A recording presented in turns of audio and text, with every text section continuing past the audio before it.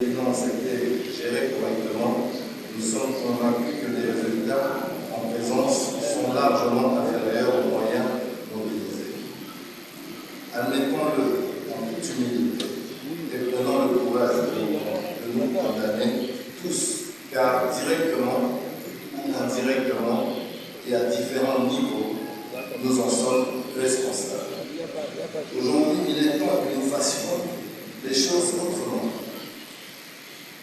Faire autrement, c'est gérer nos finances et nos ressources avec parcimonie et transparence, avec devoir de redevabilité à qui de droit, sans attendre le contrôle de gestion par l'autorité budgétaire.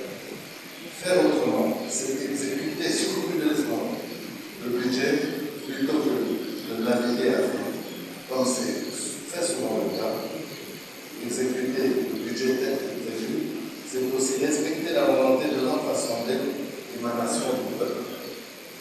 Faire autrement, c'est faire éclore les conditions devant favoriser et promouvoir la cohésion et la paix sociale, la création des emplois et la sécurité pour tous. Faire autrement, c'est encourager et appuyer le secteur privé ainsi que le partenariat public-privé.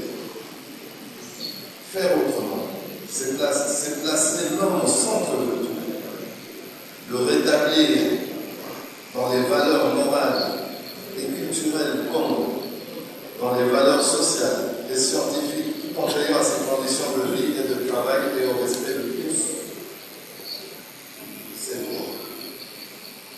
Faire autrement, c'est aussi réaliser par échelle de valeur, en affectant les énergies et les ressources aux problèmes les plus sensibles et aux secteurs les plus porteurs de croissance, car les éco-comptes sans les éco-comptes des autres instruments.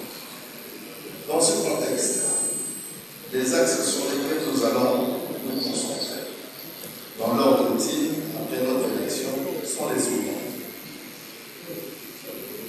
1. La sécurité, la bonne gouvernance, la cohésion commerciale, condition sine qua non de notre survie et de notre succès. 2. Les infrastructures routières, très important le trait de développement à travers l'intégration commerciale. La bonne gouvernance, les échanges commerciaux, culturels, scientifiques, la mobilité des investissements et les capitaux.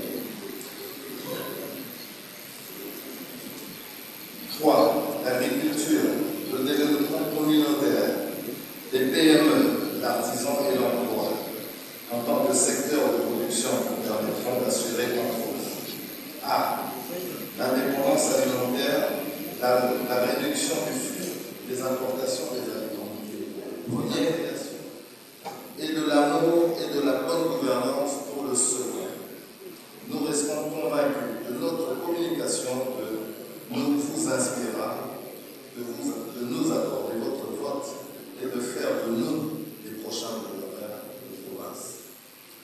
C'est pourquoi nous vous remercions et implorons Dieu de vous bénir et vous assagir. Vive la République démocratique du Congo. Vive le Congo central. Vive. Honorable Mafou Dugo, honorable député provinciaux, la dame qui devant vous s'appelle Solange Pandioka, fille de Yokalwamba Jeff et de Ndababa Marceline. Je suis Mwana Beta, Fumu Beta et Molo Beta. Merci beaucoup. Papa est la député. Donc, moi la Beno, il y a Congo central, moi la Beno, il y a Matane. Mais tout le monde peut savoir l'union sur côté à Beno. Et vous l'avez vu, j'ai présenté 30 livres.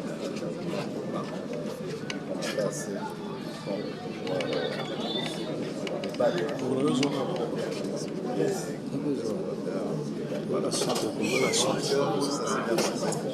Je vais faire 15 minutes, j'ai fait 13 minutes. Voilà.